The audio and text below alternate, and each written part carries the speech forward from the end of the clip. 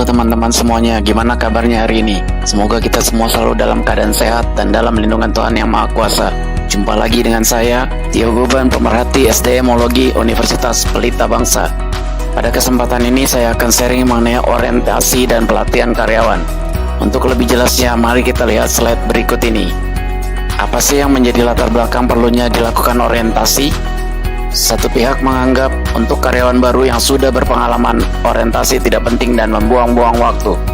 Dan pihak lainnya beranggapan, karyawan baru tetap membutuhkan masa transisi. Lalu permasalahan apa saja yang biasa dihadapi karyawan baru? Pertama, ketika memasuki suatu kelompok dalam organisasi, apakah dirinya disukai atau tidak? Kemudian biasanya karyawan baru mempunyai harapan yang terlalu tinggi terhadap perusahaan. Yang ketiga, apakah lingkungan kerja barunya mendukung atau malah menghambat kinerjanya? Selanjutnya, pengertian dari orientasi.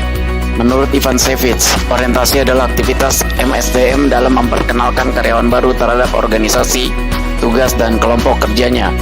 Sedangkan tujuan orientasi adalah: 1. Membuat karyawan baru merasa diterima dan menjadi bagian dari tim.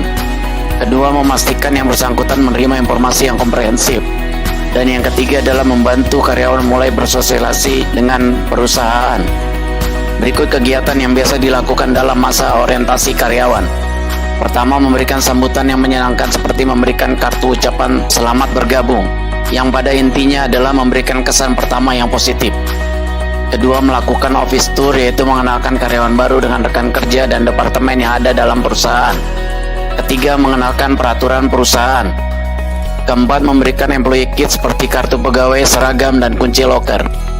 Kelima, menerangkan job description dan struktur organisasi perusahaan. Keenam, menerangkan daftar istilah khusus yang masing-masing bisnis punya istilah yang spesifik. Ketujuh, menerangkan jadwal kegiatan perusahaan seperti klub olahraga, program CSR, dan lain-lain. Kedelapan, menjelaskan benefit apa saja yang akan diterima dari karyawan baru tersebut. Adapun manfaat dari orientasi karyawan adalah: pertama, membuat karyawan cepat beradaptasi dan berinteraksi dengan lingkungan pekerjaannya. Kedua, mengerti dan memahami kebutuhan perusahaan. Ketiga, memiliki pola pikir yang selaras dengan perusahaan. Keempat, mengurangi perasaan cemas dan terasingkan. Dan yang kelima adalah membangkitkan sense of belonging terhadap perusahaan. Untuk perusahaan dengan skala menengah dan besar, biasanya setelah selesai masa orientasi dilanjutkan dengan program pelatihan. Ada beberapa metode dalam pelatihan karyawan, seperti on-job training, metode balai, metode demonstrasi dan contoh, metode simulasi, metode apprenticeship, dan metode ruang kelas. Semuanya adalah disesuaikan dengan kebutuhan perusahaan masing-masing. Ada 5 tahapan proses pelatihan yang wajib dikuasai oleh seorang manajer sumber daya manusia. Pertama, menganalisis kebutuhan pelatihan sesuai dengan kompetensi karyawan. Kedua, mendesain program pelatihan. Ketiga, membuat instruksi dan arahan. Kemudian melakukan implementasi. Dan terakhir, melakukan evaluasi. Ada 2 cara dalam mengukur hasil pelatihan.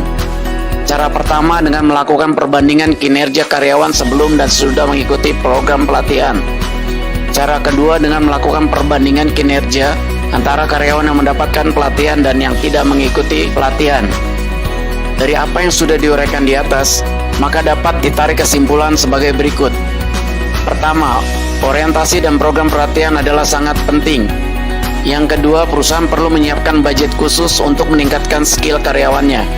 Dan yang terakhir adalah pelatihan memberikan peluang yang lebih baik bagi perusahaan dalam pemenuhan jumlah dan mutu sumber daya manusia. Demikian ulasan yang dapat saya sampaikan mengenai orientasi dan pelatihan karyawan. Terima kasih atas perhatiannya.